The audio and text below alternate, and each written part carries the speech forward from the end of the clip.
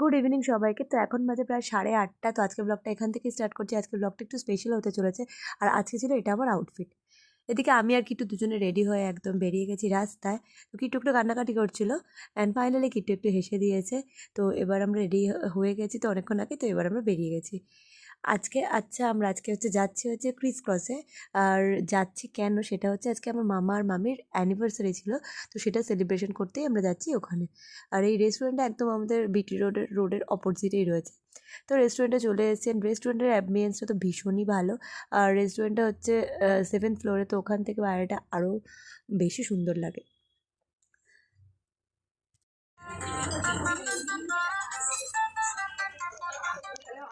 তো এখানে আমরা ওয়েট করছিলাম কেকটা কাটার জন্য, যেই যে ফাইনালি কেকটা এসে গেছে। তো এবার কেকটা কাটা হবে।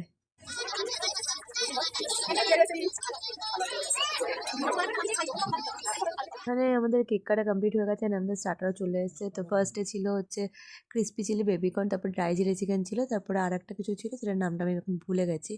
আর তার সাথে ছিল হচ্ছে কোল্ড ড্রিঙ্কস, মাসালা কোল্ড ড্রিঙ্কস। তো এখানে আমি আর কি একটু দুজনে বসে রয়েছি। ওপর থেকে নিচটা দেখতে খানিকটা এরকম লাগছিল। তো এখানে গাড়িগুলো যাচ্ছিল, কিট্টু সেটাই দাঁড়িয়ে দাঁড়িয়ে দেখছিল। তো এরপর চলে এসেছিল আমাদের মেন কোর্সে ছিল হচ্ছে ফ্রাইড রাইস আর চিলি চিকেন, নুডলসও ছিল আর নানও ছিল। তো আমি ফ্রাইড রাইস আর চিলি চিকেনটাই খেয়েছি। তো এখানে আমাদের খাওয়া কমপ্লিট হয়ে গেছে। তো এবার আমরা খাওয়া দাওয়া কমপ্লিট করে চলে যাচ্ছি বাড়িতে। আর এখানে কিট্টু একটু বাইরে খেলাধুলা করছিল, জাস্ট 2-3 মিনিট একটু বাইরে এরকম দাঁড়িয়েছিল। তো চলো আজকের ব্লগটা এখানেই শেষ করছি। টাটা বাই, আবার কালকে দেখা হবে। Good night.